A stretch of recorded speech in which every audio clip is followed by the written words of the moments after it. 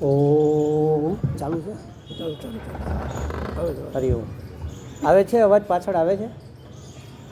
મને લાગે જ નથી આવતું. આવે છે? ઓમ નમઃ શિવાય ગુરવે સચ્ચિદાનંદ મૂર્તયે નિષ્પ્રપંચાય શાંતાય નિરાલંબાય તેજસે. મંચસ્થ મહાનુભાવો અને સુધી શ્રોતાજનોના હૃદયમાં અભિવ્યક્ત પરમાત્માને મારા પ્રણામ. સૌને હરિઓમ. બોલી શકાય? હરિઓમ. હા, ભગવાનનું નામ લેવામાં જરાય ખોટ નથી. હમણાં પરિચય આપ્યો એમાં મારા જે દીક્ષા ગુરુ છે સ્વામી દયાનંદ સરસ્વતી દાદા ગુરુ થાય મને, એ પદ્મશ્રી છે. એ બહુ સરસ એક પ્રાર્થના કરતા. એ પ્રાર્થના આજના આ કાર્યક્રમના સંદર્ભે સમજવા જેવી છે. આપણને તો ખરેખર પ્રાર્થના કરતાંય નથી આવડતી. અમારા આ મિત્ર એમના પૌત્ર માટે ભગવાનને પ્રાર્થના કરતા હતા કે હે ભગવાન, મારા દીકરાને 95% માર્ક્સ આપજો. અને શુદ્ધ હૃદયના મહાત્મા છે, ભગવાને એની પ્રાર્થના સાંભળી લીધી. એને 95% આવી ગયા. શું કામે આવી પ્રાર્થના કરી હતી? કે મેડિકલમાં એડમિશન મળે, એને ડૉક્ટર બનાવવો છે દીકરાને. કારણ કે ગયા વખતે 92-93% એડમિશન અટકેલું, એટલે એને 95% માંગ્યા. ભગવાને ટકા તો આપી દીધા, પણ એડમિશન 97% અટકું. આપણા કરતાં આપણા બાળકોને સરસ રીતે પ્રાર્થના કરતા આવડે. એ લોકો શું કહે ખબર? એ લોકો એમ કે હે ભગવાન, ભલું કરજે. હવે કેનું ભલું કરજે, કેવી રીતે કરજે, કેટલું કરજે, એ તારે નક્કી કરવાનું. આમાં કાંઈ બાકી રહ્યું?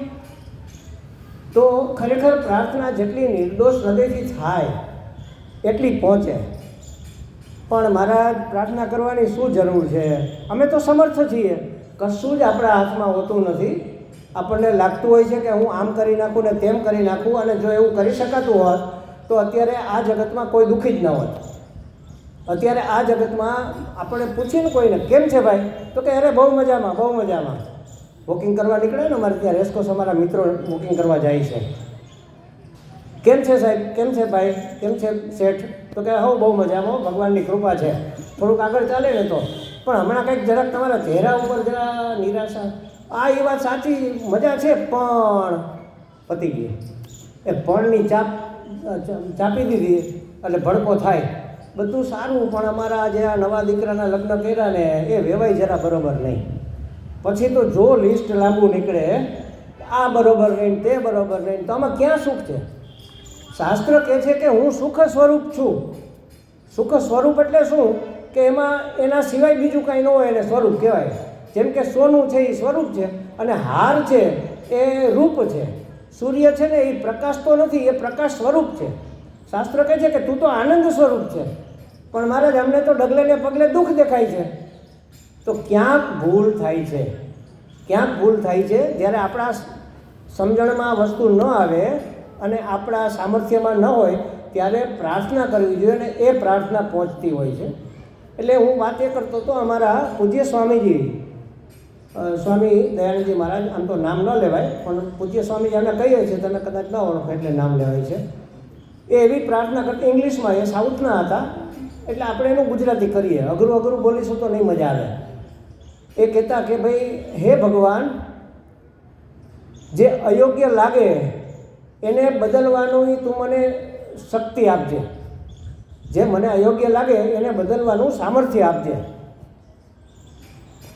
અને ન બદલી શકાય તો, જે વસ્તુ પ્રયત્ન કરવા છતાં ન બદલી શકાય એને સ્વીકારવાની સમજણ આપજો. અને ત્રીજા સ્ટેપમાં જે પ્રાર્થના કરે એ બહુ અગત્યની છે. શું બદલવા જેવું છે અને શું બદલવા જેવું નથી એની અકલ આપજે, એનો વિવેક આપજે. અકલ એટલે વિવેક. જુઓ, આ સમાજની અંદર, આ સંસારની અંદર, હમણાં અમારા ભટ્ટીએ કીધું કે હિન્દુ સૂતો છે. જાજો અવાજ બહુ કરતા નહીં, નહીં કદાચ જાગી જશે તો પણ એ બીવાની જરૂર જ નથી. એ સૂતો છે અને સૂતો જ છે, અત્યાર સુધી સૂતો છે. પણ આપણે નિરાશ થવાની જરૂર નથી. સમજો, કોઈ પણ વસ્તુ નિરર્થક જતી નથી. આપણને એટલા માટે આવું લાગે છે કે આપણને ઉતાવળ છે, કારણ કે હવે તો ક્યાં પહોંચ્યો, હવે તો દિવસ આથમવાની તૈયારી છે, હવે તો જાગો એમ થાય આપણને. એટલે આપણી ઉતાવળ ખોટી નથી, પણ ઉત્પાદ યોગ્ય નથી, ઉત્સાહ યોગ્ય છે. આપણે બધાની અંદર ઉત્સાહ જગાવવાનો છે. એક શેઠ બગી અને ઘોડામાં 3-4 ઘોડા જોડેલા હોય ને, એ ગાડીને એ જમાનામાં બગી કહેતા. એટલે ઘોડાગાડી સમજો ને, એમાં બેસીને દરરોજ નદી કિનારે ફરવા જાય. રસ્તામાં એક બહુ મોટો પથ્થર પડેલો, એટલે આમ ફરીને ચાલવું પડે. એટલે એણે પેલા એના મહાવતને, એનો જે ડ્રાઈવર હોય એને કીધું, ભાઈ તું કાલે કોઈ મજૂરને લઈને આ પથ્થર ખસેડાવી નાખજે. એ કે હા ભલે. એટલે એણે એક મજૂરને વાત કરી, ભાઈ તારા 3-4 માણસો લઈને આવું, બહુ મોટો પથ્થર છે, એને સાઈડમાં કરવાનો છે, હું મજૂરી આપી દઈશ. તો પેલા મજૂરે કીધું કે 3-4 માણસોની જરૂર નથી, હું એકલો કરી. અરે કે તારે એકલાથી ન થાય. એ કે ના, હું ઘણથી એને ભાંગી નાખીશ, ભાંગીને ટુકડા કરીને પછી સાઈડમાં મૂકી દઈશ. તો કે સારું, તને ઠીક લાગે એમ કર, પણ એ પથ્થર ત્યાંથી ખસી જવો જોઈએ. એ તો સવારમાં ખાઈ પીને સવારમાં નાસ્તો સરસ મજાનો કરતા હોય, મજૂરો તો ખાસ કરીને કરતા હોય, આપણે કરવો જોઈએ, કારણ કે સવારનું ભોજન રાજા જેવું હોવું જોઈએ, એવું કહે છે આપણું આયુર્વેદ. તો ખાઈ પીને પોતાનું ટિફિન લઈને, મોટો ઘણ લઈને, ઘણ એટલે ખબર છે ને, હેવી હથોડો હોય ને એને ઘણ કહેવાય, એ લઈને પહોંચી ગયો ને ઘા માંડ્યો મારવા. બપોર સુધીમાં એક તિરાડે ન પડી, આટલો પાકો પથ્થર. એટલે એમ થયું ચાલો ભોજન કરી લઉં, સેજ પાણી વાણી પી લઉં, વિસામો ખાઈ લઉં, પછી પાછો લાગી જાઉં. પાછો લાગી ગયો, દી આથમવા આવ્યો, પણ પથ્થરમાં કાંઈ થાય નહીં. ખૂબ ઘણ માર્યા, જોરથી માર્યા, છેલ્લે કંટાળી ગયો. એને થયું કે હવે કાલે તો મારે 3-4 માણસોને લઈ આવવા જ પડશે, મારા એકલાને મજૂરી જોતી હતી, એને બદલે મારે બધાને ભાગ આપવો પડશે. ખીજમાં ને ખીજમાં જોરથી એક ઘણ માર્યો અને 50 કટકા થઈ ગયા. તો એ ઘા 100મો ઘા હતો આખા દિવસમાં થઈને. માનો કે 100 ઘા હોય તો 100મા ઘાએ પથ્થર તૂટ્યો કે પહેલેથી તૂટતો તો અંદર ખ્યાલ આવ્યો? એક પણ ઘા નકામો જતો નહોતો, દરેક ઘાએ પથ્થર ખોખરો થતો હતો. આ મારું આજની તારીખમાં, એટલે 4-5 દિવસથી ચાલે છે, આ 4થું હિન્દુ મહાસંમેલન છે. એકેય ઘા નકામો જતો નથી. પછી તમે એકદમ ધરપત રાખજો, આપણા હિન્દુ જાગેલા છે અને જાગવાના જ છે. એટલા માટે જાગવાના છે, મારા ને તમારા માટે નહીં, એના પોતાના સુખ માટે જાગવાના છે. તમારું સુખ છીનવાઈ જતું કોણ સહન કરી શકે? મારા હાથમાં આવેલો કોળિયો મારા મોઢેથી છીનવાઈ જાય તો કોણ સહન કરે? એટલે આપણે ઉત્પાદની જરૂર નથી, ઉત્સાહની જરૂર છે. આપણે ઉત્સાહ પ્રેરવાનો છે. હું જ્યારે પૂર્વાશ્રમની વાત ન કરવી જોઈએ, પણ પ્રેરક છે એટલે વાત કરું. પ્રિન્સિપાલ હતો અને અમારે એક દીકરો ત્યાં ભણતો, બીજા એના મિત્રો બધા. એટલે મેં એક વખત સાયકલ લઈને આવવાનો હતો, તો મેં એને વાત કરી કે બેટા સાયકલ લઈને જાય છે તો ધ્યાન રાખજે. તો કે હા સર, હું છે ને ધ્યાન રાખીશ, ભટકાડીશ નહીં. મેં કીધું એટલું ધ્યાન નથી રાખવાનું, એ તો રાખવાનું જ છે કે હું કોઈને ભટકાડીશ નહીં, પણ કોઈ ભળનું ફાડ્યું મને ભટકાડીને જવું ના જોઈએ, આ ધ્યાન રાખવાનું છે. આનું નામ જાગ્યું કહેવાય. આપણે કોઈને દુઃખી નથી કરવા, પણ કોઈ મને દુઃખી કરીને જાય એ મને પોસાય એમ હવે નથી. પહેલાંય નહોતું અને હવે તો બિલકુલય નથી. અને મને અને હું ને એને મારાને જો નહીં મૂકીએ તો દુઃખી થવાનો વારો આવવાનો જ છે.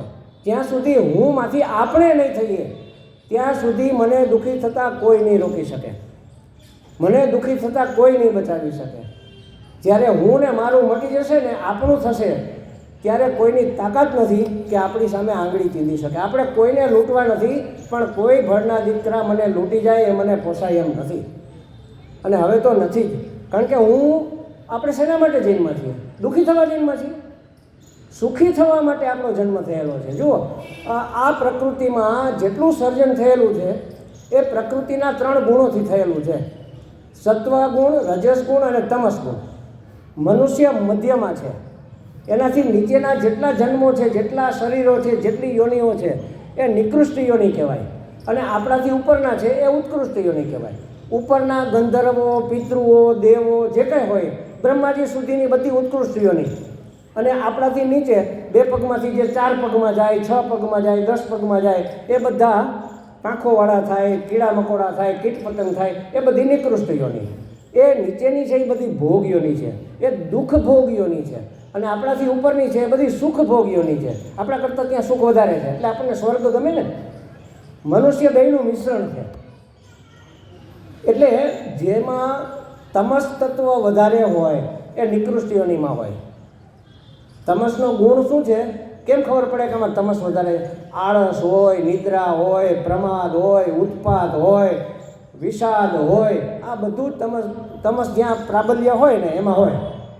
પછી સત્વનું પ્રાબલ્ય હોય ત્યાં શાંતિ હોય, નિરાંત હોય, ઉત્સાહ હોય, પરોપકાર હોય, ઉદારતા હોય, સરળતા હોય, આ બધું સત્વગુણમાં હોય. આપણું આ મનુષ્ય જીવન રજસ ગુણના પ્રાબલ્યથી બનેલું છે, એટલે આપણે હખણા રહી જ ન શકીએ. એ પ્રવૃત્તિ હોય, ખૂબ ઉત્પાત હોય, ખૂબ ઉતાવળ હોય, આ બધું જ હોય. પણ માત્ર રજસ ગુણવાળો કોઈ માણસ તમને જોવા નહીં મળે, બધું મિક્સ છે. શાસ્ત્ર શું કહે છે? રજસનું પ્રાધાન્ય છે, મુખ્ય રજસ, પછી સાથે સત્વ પણ હોય અને તમસ પણ હોય. હવે કોઈ માણસ જેની અંદર રજસ ગુણ તો છે બધામાં, આપણા બધામાં છે જ, એટલે જ આપણે પ્રવૃત્તિશીલ. 1 મિનિટે માણસ હખણો ના બેસી શકે. અહીંયા બેઠા હોય, આ તો ઠીક છે ખુરશી ઉપર બેઠા, નીચે બેઠા હોય તો આના બધા દોરા ખેંચી જાય. બગીચામાં બેઠા, અમે મારા ભાવનગરમાં રામદાસ આશ્રમમાં પ્રવચન હોય સાહેબ, તો હોલ આખો ભરાઈ જાય ને એટલે બહારને ફળિયું છે, એમાં માઇક સ્પીકર મૂકેલા છે, રેતી પાથરેલી છે. તો વડીલ દાદાઓ અમુક ત્યાં સ્પીકર પાસે જેને ઓછું સંભળાતું હોય ને એ ત્યાં બેસે. પછી પ્રવચન પૂરું થાય એટલે હું જરા વોકિંગમાં નીકળું, તો એ જ્યાં બેઠા હોય ને ત્યાં સફેદ કાંકરાના ઢગલા થઈ જાય. વીણીને કાંકરાના ઢગલા કરે. ઝીણા ઝીણા સફેદ કાંકરા હોય, શંખલા હોય, એ જુદા મૂકે ને કાળા કાંકરા જુદા. પણ તમે પ્રવચન સાંભળો છો તો કે ના, પણ એ હખ ન થાય. હખણા બેસવું ને એ અઘરું છે, કારણ કે આપણે રજસ પ્રધાન છીએ. હવે રજસ પ્રધાન છે, પણ એનો ઉપપ્રધાન કોણ છે? એનો મંત્રી સહમંત્રી કોણ છે? જો તમસ એનો ઉપપ્રધાન હોય તો રજસ પ્રધાન મનુષ્ય પાપ કર્મ કરીને પણ ભેગું કરવાનો પ્રયત્ન કરે. સવડે રસ્તે ન મળે તો અવળે રસ્તે, ઉપરથી ન મળે તો નીચેથી. એટલે બધા ભ્રષ્ટાચાર ને અત્યાચાર ને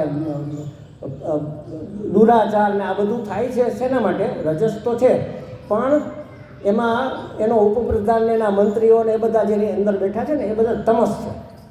અને જેની અંદર રજસ પ્રધાન તો છે પણ સત્વગુણ ઉપપ્રધાન છે, એ માણસ પરોપકારી હોય, એ સેવા કરે, ખૂબ દોડે, પણ બીજા માટે. આપણા આ બધા મિત્રો એવા છે. આ બધા મિત્રો જે હિન્દુ સભાના મિત્રો છે ને, એ રજસ પ્રધાન છે પણ સત્વગુણી છે. એ સવળો રસ્તો લે, ઉલટો રસ્તો ન લે, ખોટા રસ્તે ન લે. સુખ મળે મારા નસીબમાં હોય એટલું. 4 પુરુષાર્થ છે આપણા. દરેક માણસને સુખી જ થવું છે, સુખી થવા જ જન્મ છે. આપણે દુઃખી થવાના જ નથી, અને થવા માટે જન્માય નથી. 4 રસ્તા છે: ધર્મ, અર્થ, કામ અને મોક્ષ. આવા 4 આપણા પુરુષાર્થ કહેવાય છે. હવે અર્થ અને કામ આ આપણા સુવિધા માટે, અનુકૂળતા માટે, સુખી થવા માટેના રસ્તા છે. અને ધર્મ છે, જો માણસને સુખ તો જોઈએ જ છે ને, એટલે સૌથી પહેલું તો ભોગનું સુખ મળે. સરસ મજાની 5 વાગ્યા, 5:30 વાગ્યા, અમારા સાહેબ એમ કે ભાઈ હવે એક અદરકવાળી ચા બનાવો સરસ મજાની, તો મજા આવી જાય. ચાનો ભોગ મળે, ગુલાબજાંબુનો ભોગ મળે, મજા આવે. એ કામ સુખ છે. પણ એ તો ક્ષણિક રહે, પછી જતું રહે. મારે તો એનાથી વધારે સુખ જોઈએ ને, તો શું કરીએ? તો પછી અર્થ સુખ આવે. થોડા પૈસા કમાવો એટલે જ્યારે જરૂર પડે ત્યારે જે જોઈએ આપણે ભોગવી શકીએ. પછી અર્થ સુખ આવે. પછી અર્થ સુખથી ન મળે ને, જો તમારી અંદર રજસ તત્વની સાથે સાથે તમસ હોય તો અવળા સવળા રસ્તે પણ આપણે પૈસા કમાઈએ અને ભોગવીએ. અને જો સત્વગુણ હોય તો સવળે રસ્તે કરીએ. આપણા હિન્દુ સનાતન ધર્મની અંદર તો કેવી ટેકનિકો, કેવા ઉપાયો છે. દશરથ રાજાને પુત્રો નહોતા, કામેષ્ટી યજ્ઞ કર્યો અને ભગવાન સ્વયં અવતાર લઈને આવી ગયા.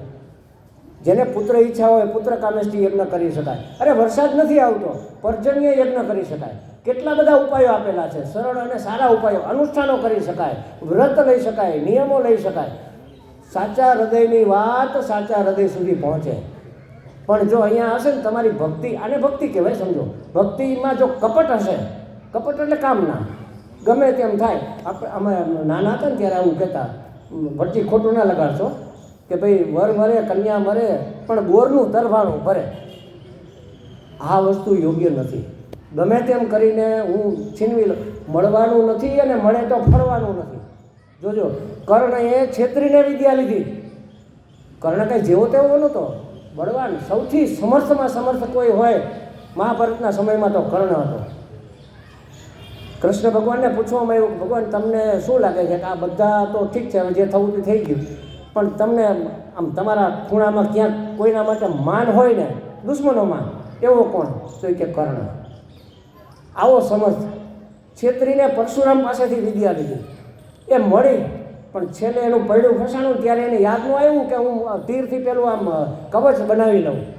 એને યાદ ન આવ્યું, એની વિદ્યા ભૂલાઈ ગઈ ત્યારે.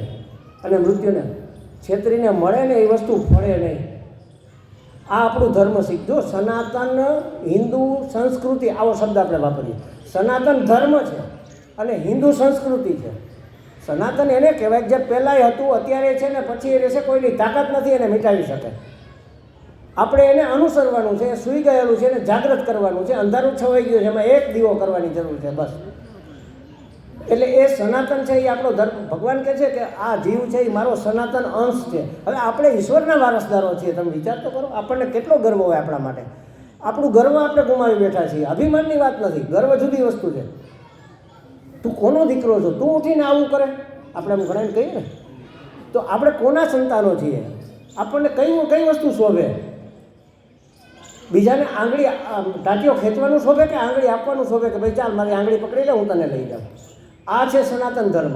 અને સંસ્કૃતિ એટલે હું બધાને અમારા સ્વામીજી, પૂજ્ય સ્વામીજી એવું કહેતા, અત્યાર સુધી આપણે કન્ઝ્યુમર તરીકે જીવન જીવતા આવ્યા છીએ. એટલે ગ્રાહક તરીકે ચાહીએ સવારે ઉઠો ને ત્યાંથી અંદર એક પંખી બોલવા માંડે, ચાહીએ, આ જોઈએ, તે જોઈએ, ફલાણું જોઈએ, ઢીકડું જોઈએ, માન જોઈએ, સન્માન જોઈએ, પૈસો જોઈએ, પ્રતિષ્ઠા જોઈએ, ભોગ જોઈએ, ભવન જોઈએ, ભૂષણ જોઈએ, બધું જોઈએ.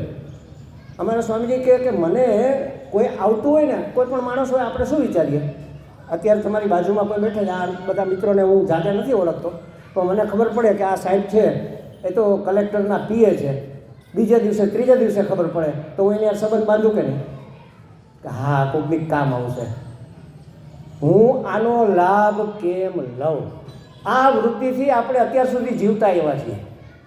અમારા સ્વામીજી એવું કહે કે હું કોઈ પણને લાભ કેમ આપી શકું, મારી અંદર જે કંઈ છે હું કેમ આપી શકું? જો વ્યયે કૃતે વર્ધત એવ નિત્યમ, આપવાથી હંમેશા વધશે. સ્વામી અખંડાનંદ સરસ્વતી બહુ મોટા મહાત્મા, વેદાંતના ધુરંધર, અને ઘણી વખત, એક વખત નહીં અનેક વખત ઈશ્વરનો સાક્ષાત્કાર કરેલો. એ કહે છે કે તમે જરૂરિયાતમંદને, યોગ્ય પાત્રને કોઈ પણ જાતની મદદ કરશો, માનો કે રૂપિયાની, તમે 100 રૂપિયા આપ્યા તો તમને 3 દિવસમાં 10 ગણા થઈને પાછા મળશે. પણ ન મળ્યા સ્વામીજી તો 3 વર્ષમાં મળશે. પણ મળશે ખરા. તમે આપેલું છે એ વ્યર્થ જવાનું નથી. એટલે પાછા મળે એટલા માટે આપવાની વાત નથી હો. પણ હું કેવી રીતે ઉપયોગી થાવ, મારા પરિવારને, મારા સમાજને, મારી સંસ્કૃતિને, મારા રાષ્ટ્રને, હું કેવી રીતે, દરેકની અંદર કંઈક ખાસિયત પડેલી છે. એ તમે સાથે લઈને જતા રહેશો, કાલે ટપ દઈને ફૂગો ફૂટી જશે, ખબર નહીં પડે. શું કરવાનું એનું? કંઈક તો આપીને જાઓ. કાંઈ નહીં તો કોઈને આશ્વાસન આપો, કોઈને પ્રોત્સાહન આપો, કોઈને પ્રેરણા આપો, કોઈને ખાલી એટલું કે ભાઈ હું બેઠો છું, ચિંતા ના કરીશ. આપણાથી આજે મને આ વસ્તુ બહુ ગમી. પહેલાં સફાઈ કામદારોને આપણે આને સમરસતા કહેવાય, એને આપણે પ્રોત્સાહન આપ્યું.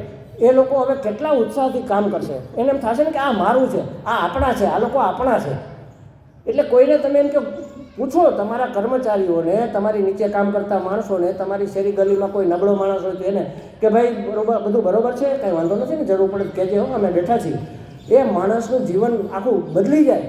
એ માણસમાં હિંમત આવી જાય. ભલે કંઈ ન કરી શકીએ, હિંમત તો આપી શકાય ને. બસ આટલી જ જરૂર છે. આટલી જ જરૂર છે કે ભાઈ અમે બેઠા છીએ. કોઈ એમ લાગે કે મારી પાછળ કોઈ બેઠું છે. બાળકો રમતા હોય અને કૂતરા દોડે કે બિલાડી આવે તો દોડીને બાળક ક્યાં જાય? માના ખોળામાં ઘૂસી જાય. પછી એને એમ થાય કે મારી માં બેઠી છે, બસ મારી પાછળ મારી માનો હાથ છે, એ સાડલામાં છુપાવી દે. એટલે નાનું હોય ત્યારે તેમ લાગે ને કે મારા મા બાપ તો સર્વસમર્થ છે. એમ બાદ પછી ખબર પડે વંદો આવે ને એટલે ચીસ પાડે કે બાપુજી આવે, આમ કરીને આમ, આહા મારા પિતાજી તો સર્વસમર્થ છે, વંદાને ફેંકી દીધો. પછી એની બદલાતી જાય દર વખતે, ધીમે ધીમે. ક્યાં જઈને અટકે?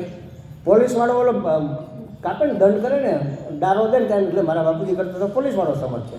એ પોલીસવાળાને કોઈ કોર્પોરેટર આમ આંખ દેખાડે ને તેમ એટલે આ સમર્થ છે. છેલ્લે સર્વસમર્થ ઈશ્વર છે. એના જ પગ પકડી લો ને શું કામે આ નાના નાના ટકપુંજીઓની પાછળ ફરવું જોઈએ? ઈશ્વરની પ્રેરણા આપણા શાસ્ત્રોમાં આપેલી છે. એ આપણા જીવન જીવવાનું મેન્યુ છે. આપણા શાસ્ત્રો છે એ કેમ જીવન જીવવું એ શીખવે છે. આપણી સંસ્કૃતિ, આપણી હિન્દુ સંસ્કૃતિ એ શીખવે છે. આપણો સનાતન ધર્મ એ શીખવે છે કે આપણાથી જે મોટા છે એના માટે આદર. આ અમારા ભટ્ટજી કે સ્વામીજી આ તો તમે અહીંયા બોલ્યા હતા, શબ્દો એના જ રહેશે, મૂલ્યો બદલે નહીં. શબ્દો કહેતા જ બદલાવી નાખું. મોટા છે એના માટે આદર, એમને કીધું હતું. આપણે એવું કહીએ મોટા છે એના માટે પૂજ્ય ભાવ, મારા સમાન છે એના માટે પ્રેમ. પ્રેમ શબ્દ ન ગમતો હોય તો આપણા સમાન જે હોય એના માટે સ્નેહ, આપણાથી જે નીચા હોય થોડા એના માટે કરુણા, લાગણી, હૂંફ. અને હાવ નિકૃષ્ટ માણસ હોય એની ઉપેક્ષા કરી દેવાની, એની સામે નહીં જોવાનું. આપણા જ છે, હિન્દુ જ છે, પણ વાતે વાતે વાંધા કાઢે, શું કરવાનું? એના સામે જોયા રાખશું તો, એની સામે લડ્યા રાખશું, વઢ્યા રાખશું તો કેદી આપણો વિકાસ થશે? આપણું કામ અટકી પડશે. એને અવગણવાના, એની સામે ધ્યાન નહીં દેવાનું, એ બકબક કર્યા રાખે, કાંઈ વાંધો નહીં. કોઈ એક પણ આગેવાન એવો તમે મને બતાવો જગતનો અત્યાર સુધીનો કે જે સર્વસંમત હોય. મેં તો કેટલા કામ કર્યા છે, ખૂબ સમાજના બધા કામ કર્યા છે. આ સંન્યાસ લીધો ને એની પહેલાં 8 સંસ્થાઓમાંથી મેં રાજીનામા આપ્યા એકારે. કોઈને સંપૂર્ણ સંતુષ્ટ ન કરી શકાય, પણ તમે નિર્દોષ હોય તો બધા સ્વીકારવા તૈયાર થાય. એક જ વસ્તુ કરવાની જરૂર છે, સરળ બની જાઓ બસ. અને સરળ બનવું જરાય સરળ નથી. સરળ બનવું જરાય સરળ નથી. અમારે એક મહાત્મા, બહુ સારા મહાત્મા, સાક્ષાત્કારી મહાત્મા, એ એવું કે એમ લાગે ને કે તમારું જીવન એકદમ સરળ થઈ ગયું તો સમજી લેવું કે તમે હવે ભગવાન પાસે પહોંચવામાં જાજુ છેટું નથી, તમને ભગવાનની પ્રાપ્તિ થઈ જશે, પરમાત્મા પ્રાપ્તિ થઈ જશે જો તમે સાવ બાળક જેવા સરળ થઈ ગયા. સરળ એટલે ટ્રાન્સપરન્ટ, બેલ્જિયમના કાચ જેવા, અંદર બહાર બધું એક રસ, એક સરખું દેખાય. જેવો ભાવ છે એવા વિચાર છે, જેવા વિચાર છે એવી વાણી છે, અને જેવી વાણી છે એવું વર્તન. આનું નામ સરળતા. પણ સ્વામીજી સરળ થઈ જાય તો કોક આપણને લૂંટી ન લે, કોક આપણો લાભ ન લઈ જાય. અરે લાભ જ લઈ જાય છે ને. આપણે ભગવાનમાં માનીએ છીએ અને કહીએ છીએ, બોલીએ છીએ ને કે ઈશ્વરની ઈચ્છા વગર પાંદડું ના હાલે. તો ઈશ્વરની ઈચ્છા નહીં હોય તો કોણ મને લૂંટી જવાનું છે? મારા પ્રારબ્ધમાંથી કોણ લઈ જવાનું છે? હાથમાંથી ને કોઈ ન લઈ જાય. ઈશ્વરને ઘેર દેર છે, અંધેર નહીં. આવું આપણે બોલીએ છીએ એ ખોટું છે. દેરેય નથી ને અંધેરેય નથી. જબ જબ જો જો હોના હોતા હૈ તબ તબ વો હોતા હી હૈ. એટલે જે છે, જ્યાં છે, જેવું છે, યોગ્ય છે, બસ આપણે આપણા કર્તવ્યનું પાલન કરીએ, આટલું જ માત્ર કરવા દેવું છે. અને આટલું કરીશું ને તો ધીમે ધીમે બધા બેઠા થશે, બધા સાથે થશે, બધા સંયુક્ત થશે. ટેકો આપીએ, ટાટિયા ન ખેંચીએ, ટેકો આપીએ. જેને જરૂર હોય, જેવી જરૂર હોય એવો ટેકો આપીએ. તમે જુઓ આખી સમષ્ટિ તમારા ઉપર વરસી પડશે. એકવાર અખતરો તો કરો. અમારે અખંડાનંદજી મહારાજ જ્યારે ઘર છોડ્યું ને ત્યારે એને એમ હતું કે હું ઘર છોડી દઈશ તો પછી મારું ઠેકાણું શું ને હું ક્યાં જઈશ ને, અને મારા પરિવારનું શું થશે ને. થોડાક વર્ષ પછી પાછા આવ્યા ને પછી એણે કીધું કે એક ઘર છોડ્યું, બધા ઘર મારા થઈ ગયા. એક પરિવાર છોડ્યો, આ બધો પરિવાર મારો થઈ ગયો. હવે બધા મારા, હું ગમે એની ઘરે જાઉં, ગમે ત્યાં જમવું, ગમે ત્યાં સૂઈ જાઉં, બધા મને આમંત્રણ આપે. તમે સરળ હોવા જોઈએ બસ.